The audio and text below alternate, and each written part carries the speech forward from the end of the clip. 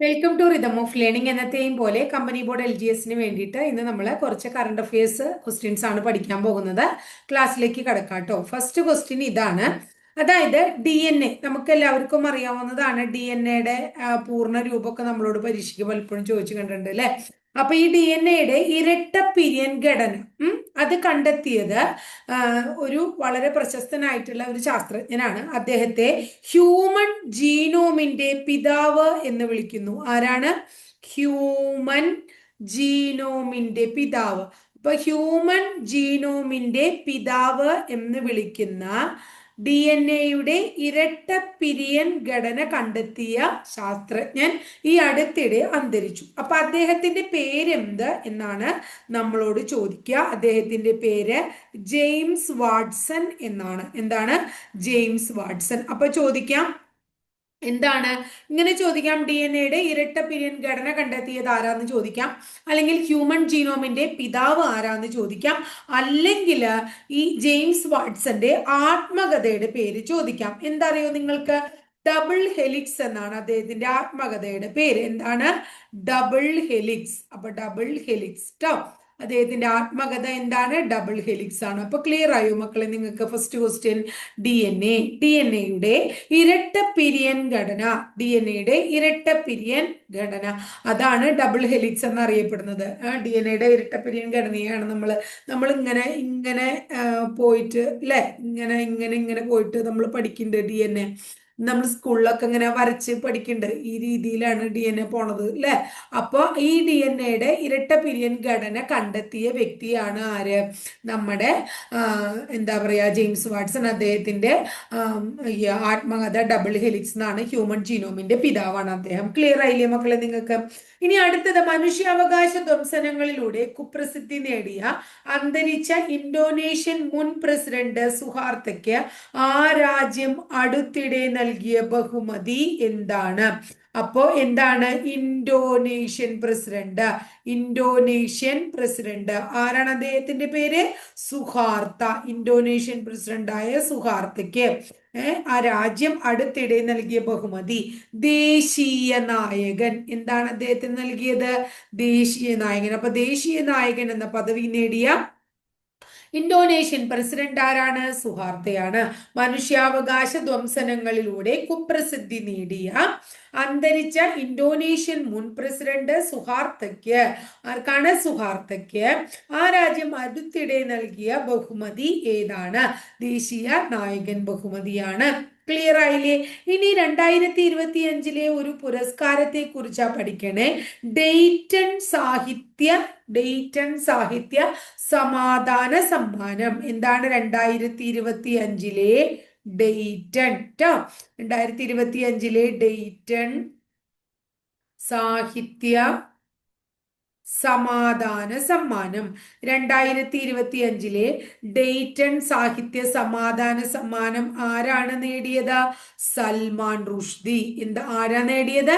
സൽമാൻ റുഷ്ദി. ഏതെങ്കിലും ഒരു കഥയ്ക്കോ അങ്ങനെയോ ഒന്നല്ല കൊടുത്തിരിക്കുന്നത്. ആജീവനാന്ത സംഭാവനയ്ക്കാണ് പുരസ്കാരം ട്ടോ. ബ്രിട്ടീഷ് ഇന്ത്യൻ സാഹിത്യകാരനാണ് സൽമാൻ റുഷ്ദി. അദ്ദേഹത്തിന്റെ ആജീവനാന്ത സംഭാവനയ്ക്കാണ് എന്ത് കിട്ടിയത്? ഡെയ്റ്റൺ സാഹിത്യ സമാധാന പുരസ്കാരം ലഭിച്ചത് എന്ന് ഓർത്തു വയ്ക്കാം. ക്ലിയർ ആയില്ലേ? ഇനി അടുത്തത് വീണ്ടും ഒരു പുരസ്കാരമാണ്. 2025 മാൻ ബുക്കർ പുരസ്കാരം. 2025 മാൻ ബുക്കർ പ്രൈസ് എന്തിനാ അത് കൊടുക്കണേ, എങ്ങനെയാ കൊടുക്കണേന്ന് ചോദിച്ചാ, ഇംഗ്ലീഷ് ഭാഷയിൽ രചിക്കപ്പെടുന്ന നോവലുകൾക്ക് ആര് കൊടുക്കുന്നു? ബ്രിട്ടൻ നൽകുന്ന പുരസ്കാരമാണ് മാൻ ബുക്കർ പ്രൈസ്. ആ പുരസ്കാരം നേടിയത് ആരാണ്? ഡേവിഡ് സൊല്ലോ. ആരാ നേടിയത്? ഡേവിഡ് സൊല്ലോ ട്ടോ. അദ്ദേഹത്തിന്റെ പേര് ഓർത്തു വെക്കാം. ഡേവിഡ് സൊല്ലോ. അദ്ദേഹം ഹംഗറിക്കാരനാണ്. ഡേവിഡ് സൊല്ലോ. ഏത് കൃതിക്കാണ് പുരസ്കാരം? എന്താണ്? അതൊരു നോവലാണ്. നമ്മൾ നേരത്തെ പറഞ്ഞ ഇംഗ്ലീഷ് നോവലിനാ കൊടുക്കാന്ന് അല്ലെ. ആ നോവലിന്റെ പേര് ഫ്ലഷ് എന്നാണ്. ഫ്ലഷ് എന്ന നോവലിനാണ് കൊടുത്തത് പുരസ്കാരം. ഏകദേശം 50,000 പൗണ്ടാണ് കിട്ടണേ. ഏകദേശം എന്താ പറയാ 58 ലക്ഷത്തോളം രൂപയുണ്ട്. 50,000 പൗണ്ടാണ് പുരസ്കാര തുക. ക്ലിയർ ആയോ മക്കളെ നിങ്ങൾക്ക്?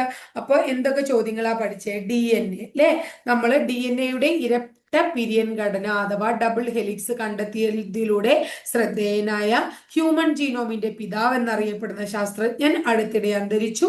അദ്ദേഹത്തിന്റെ പേര് ജെയിംസ് വാട്സൺ എന്നാണ്. അദ്ദേഹത്തിന്റെ ആത്മകഥയുടെ പേരും ഡബിൾ ഹെലിക്സ് എന്നാണ്. മനുഷ്യാവകാശ ധ്വംസനങ്ങളിലൂടെ കുപ്രസിദ്ധി നേടിയ അന്തരിച്ച ഇന്തോനേഷ്യൻ മുൻ പ്രസിഡന്റ് സുഹാർത്തയ്ക്ക് ആ രാജ്യം നൽകിയ ബഹുമതിയാണ് എന്ത്? ദേശീയ നായകൻ. അടുത്തത് 2025 ഡേറ്റൺ സാഹിത്യ സമാധാന സമ്മാന ജേതാവ് ബ്രിട്ടീഷ് ഇന്ത്യൻ സാഹിത്യകാരനായ സൽമാൻ റുഷ്ദിയാണ്. അദ്ദേഹത്തിന് ആജീവനാന്ത സംഭാവനയ്ക്കാണ് പുരസ്കാരം.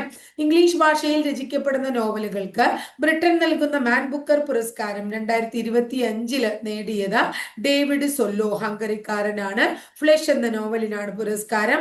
50,000 പൗണ്ടാണ് സമ്മാനത്തുകയായിട്ട് ലഭിക്കുക. ഇനി നമുക്ക് 2024 ഒന്ന് പഠിച്ചു വെച്ചേ. 2024 നമ്മൾ പഠിച്ചിട്ടുണ്ടല്ലോ സാമന്ത ഹാർവി. ആരാണ്? സാമന്ത ഹാർവി, ഇംഗ്ലീഷ് എഴുത്തുകാരനായ സാമന്ത ഹാർവി. അദ്ദേഹത്തിന്റെ ഓർബിറ്റൽ എന്ന നോവൽ,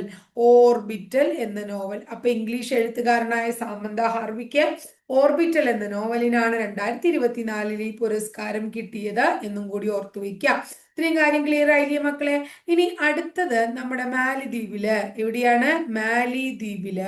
മാലിദ്വീപില് ഇന്ത്യയുടെ സാമ്പത്തിക സഹായത്തോടുകൂടി, ഇന്ത്യയുടെ ഹെൽപ്പോടുകൂടി ഒരു വിമാനത്താവളം നിർമ്മിക്കുന്നു. എന്താ നിർമ്മിക്കുന്നത്? വിമാനത്താവളം നിർമ്മിച്ച് അതിന്റെ ഉദ്ഘാടനം ചെയ്യുന്നു. ഏതാണ് ആ വിമാനത്താവളത്തിന്റെ പേര്? വിമാനത്താവളത്തിന്റെ പേര് ഹനിമധു എന്നാണ്. എന്താണ്? ഹനിമധു. അപ്പൊ മാലിദ്വീപിൽ ഇന്ത്യയുടെ സഹായത്തോടുകൂടി, ഇന്ത്യയുടെ സാമ്പത്തിക സഹായത്തോടുകൂടി നിർമ്മിച്ച വിമാനത്താവളമാണ് ഹനിമധു. ഇനി അടുത്തത് ആഗോളതാപനം കുറയ്ക്കുക എന്ന ലക്ഷ്യത്തോടുകൂടി, അതിന്റെ ശ്രമങ്ങൾ ഊർജിതമാക്കുക എന്ന ഉദ്ദേശത്തോടുകൂടി 30ാമത്തെ ആഗോള കാലാവസ്ഥ ഉച്ചകോടി, ഈ ആഗോള കാലാവസ്ഥ ഉച്ചകോടിയെയാണ് നമ്മൾ എന്ത് പേരിട്ട് വിളിക്കുന്നത്? COP അല്ലെ? COP, COP30, 30ാമത്തെ അല്ലേ? അപ്പൊ COP30 ഇത് എവിടെയാ? കോൺഫറൻസ് ഓഫ് പാർട്ടീസ് 30 നടന്നത് എവിടെയാണ് നടന്നത്? ബെലേം എന്ന് പറയുന്ന സ്ഥലത്താണ്. ബെലേം എവിടെയാണെന്ന് ഓർത്തു വയ്ക്കുക. ബെലേം ബ്രസീലിലാണ്. ബ്രസീലിലെ ബെലേമിലാണ് ആഗോളതാപനം കുറയ്ക്കാനുള്ള ശ്രമങ്ങൾ ഊർജിതമാക്കുക എന്ന ലക്ഷ്യത്തോടു കൂടി 30ാമത്തെ ആഗോള കാലാവസ്ഥ ഉച്ചകോടി നടന്നത് ബ്രസീലിലെ ബലേമിലാണ് നടന്നത് എന്ന് ഓർത്തു വയ്ക്കുക. എവിടെയാണ് നടന്നത്? ബ്രസീലിലെ ബലേം.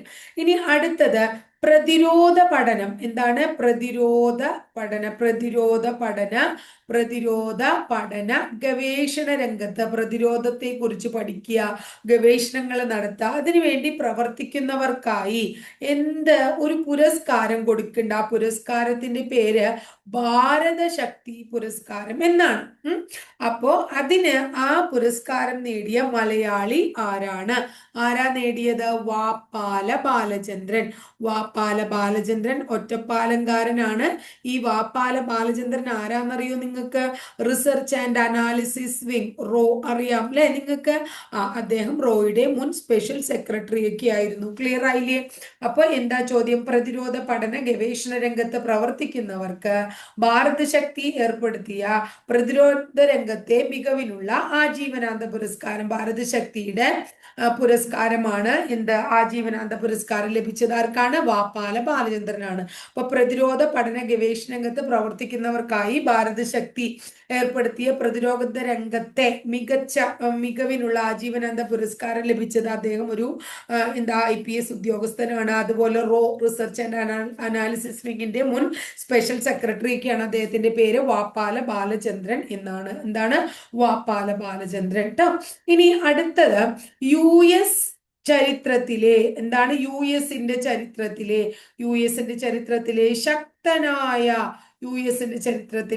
ശക്തനായ വൈസ് പ്രസിഡന്റായി കരുതപ്പെടുന്ന, യുഎസിന്റെ ചരിത്രത്തിലെ ഏറ്റവും ശക്തനായ വൈസ് പ്രസിഡന്റായി കരുതപ്പെടുന്ന വ്യക്തി ഈ അടുത്തിടെ മരണമടഞ്ഞു. ആരാണ് അദ്ദേഹം?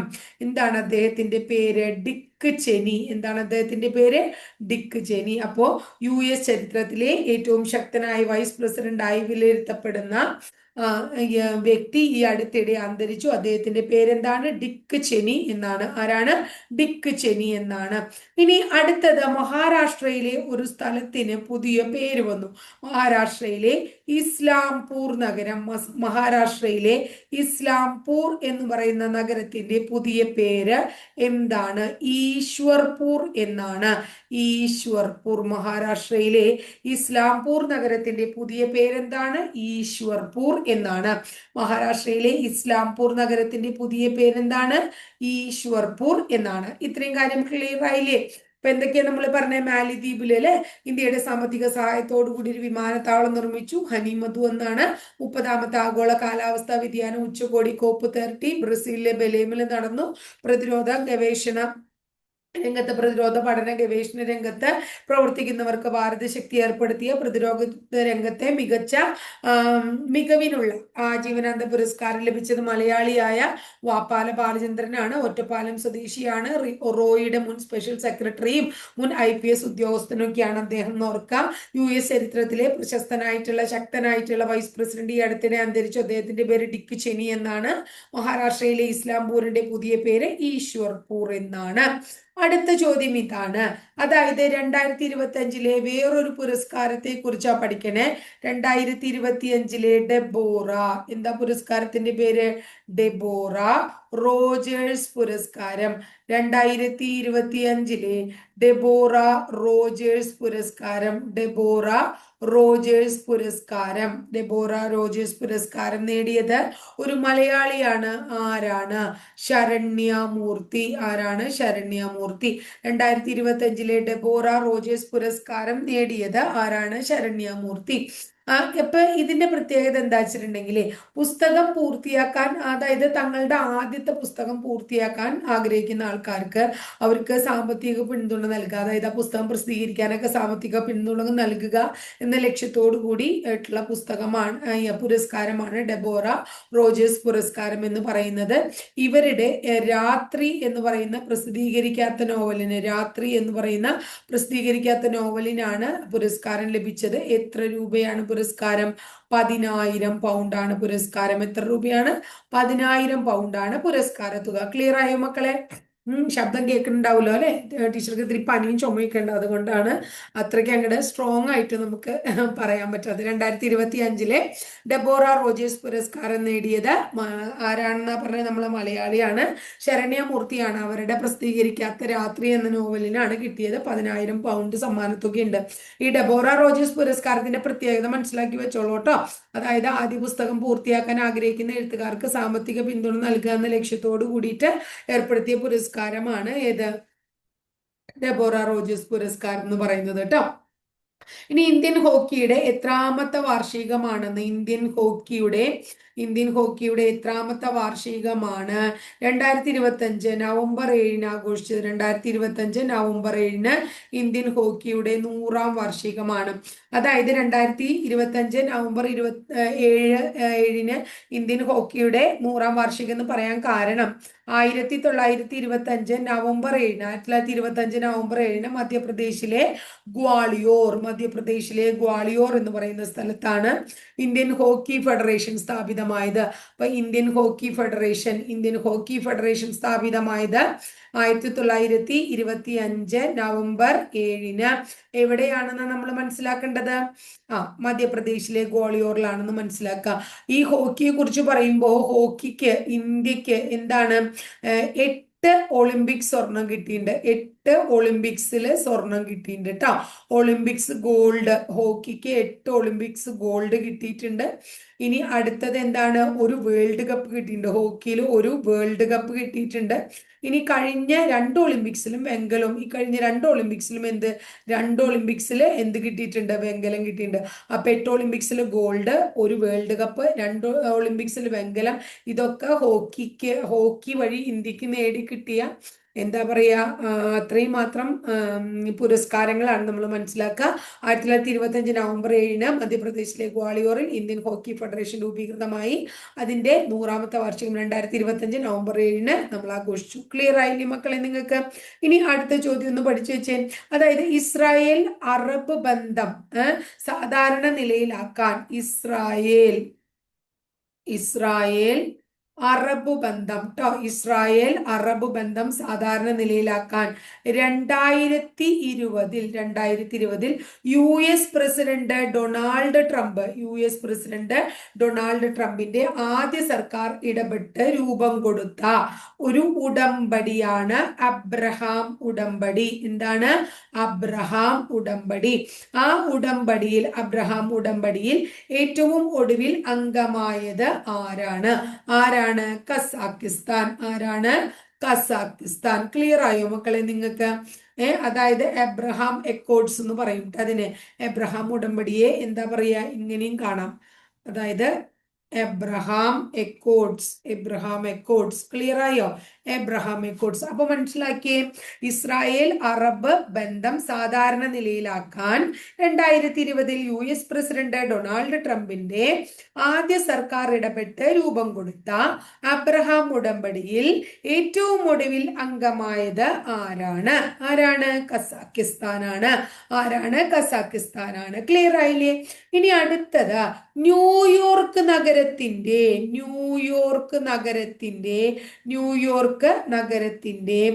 ആദ്യ മുസ്ലിം മേയർ ആരാണ്? അപ്പൊ ന്യൂയോർക്ക് നഗരത്തിന്റെ ആദ്യത്തെ മുസ്ലിം മേയർ ആരാണ്? സൊഹ്റാൻ മംദാനി. അദ്ദേഹത്തിന്റെ പേര് ഇതാണ്, സൊഹ്റാൻ. എന്താണ്? സൊഹ്റാൻ മംദാനി. ന്യൂയോർക്ക് നഗരത്തിന്റെ ആദ്യ മുസ്ലിം മേയർ സൊഹ്റാൻ മംദാനി ട്ടോ. ഇനി അടുത്തത് ദേശീയ ഗീതമായ, നമ്മുടെ ദേശീയ ഗീതം ഏതാന്ന് പറഞ്ഞില്ലേ എല്ലാവരും? ദേശീയ ഗീതം വന്ദേ മാതരം അല്ലെ? ദേശീയ ഗീതമായിട്ടുള്ള വന്ദേ മാതരത്തിന്റെ എന്താ പറയാ, എത്രാമത്തെ വാർഷിക ആഘോഷത്തിനാണ് 2025 തുടക്കം കുറിച്ചത്? 2025 നവംബർ 7 തുടക്കം കുറിച്ചത് എന്നോർത്ത് വെക്കുക. 150ാമത്തെ. അപ്പൊ ദേശീയ ഗീതമായ വന്ദേ മാതരത്തിന്റെ എത്രാമത്തെ ആഘോഷ? 150ാമത്തെ ആഘോഷം ട്ടോ. 1950 ജനുവരി 24 ഇന്ത്യൻ ഭരണഘടനാ നിയമനിർമ്മാണ സഭ വന്ദേ മാതരം നമ്മുടെ ദേശീയ ഗീതമായിട്ട് അംഗീകരിച്ചു എന്നൊക്കെ നമ്മൾ പഠിച്ചു വെച്ചിട്ടുണ്ട് അല്ലെ? വളരെ ഇമ്പോർട്ടന്റ് ആണ്. ഇതൊക്കെ ലാസ്റ്റ് ഗ്രേഡിന് സ്ഥിരമായിട്ട് ചോദിക്കാറുള്ള ചില ചോദ്യങ്ങളാണ്. അപ്പൊ നമ്മൾ ഇത്തരം എന്താ പറയാ, അത്യാവശ്യം നല്ല രീതിയിൽ തന്നെ കറണ്ട് അഫയേഴ്സ് നമ്മൾ പഠിച്ചുകൊണ്ട് പോകുന്നുണ്ട്. നമ്മളൊരു മാർച്ചിലൊക്കെ പരീക്ഷയെ കണ്ടുകൊണ്ട് മുന്നോട്ട് പോവുക. മെയ് ഒക്കെ ആയിട്ടേ ഉണ്ടാവുള്ളൂ എന്ന് നമ്മൾ കണക്കാക്കണു. മാർച്ചിലൊക്കെ പരീക്ഷ കണ്ടുകൊണ്ട് പോയപ്പോൾ മാർച്ച് ആവുമ്പോഴേക്കും നമ്മുടെ എല്ലാ കാര്യങ്ങളും എന്താ പറയാ റിവിഷനൊക്കെ കഴിഞ്ഞു വെച്ചാൽ പിന്നെയും നമുക്ക് എന്താ പറയാ ക്വസ്റ്റ്യൻ പേപ്പർ ചെയ്ത് അതിനെ എന്താക്കാൻ പറ്റും അല്ലെ, നല്ല തറവാക്കാൻ പറ്റും. അപ്പൊ ഭംഗിയായിട്ട് പഠിച്ചു പോക്കോളോ. കറണ്ട് അഫയേഴ്സ് 20 മാർക്ക് നമുക്ക് നേടിയെടുക്കണം കേട്ടോ. അപ്പൊ ഇത്രയേ ഉള്ളൂ ഇന്നത്തെ ക്ലാസ്സിലെ. ടീച്ചർ ക്ലാസ് ഒക്കെ ഇഷ്ടപ്പെടാൻ ഒന്ന് ലൈക്ക് ചെയ്യുക, ഇഷ്ടപ്പെട്ട ക്ലാസ്സുകൾ കൂട്ടുകാരിലേക്ക് ഷെയർ ചെയ്യുക. ആദ്യമായിട്ട് ചാനൽ കാണുന്നവർ ചാനൽ ഒന്ന് സബ്സ്ക്രൈബ് ചെയ്യുക. അതോടൊപ്പം ബെല്ലൈക്കൺ കൂടി ഒന്ന് എനേബിൾ ചെയ്താൽ ഓരോ ദിവസം അപ്ലോഡ് ചെയ്യുന്ന വീഡിയോസ് കൃത്യമായിട്ട് നോട്ടിഫിക്കേഷൻ ആയിട്ട് ലഭിക്കും കേട്ടോ. അടുത്ത ദിവസം മറ്റൊരു ടോപ്പിക്കുമായി നമുക്ക് വീണ്ടും കാണാം.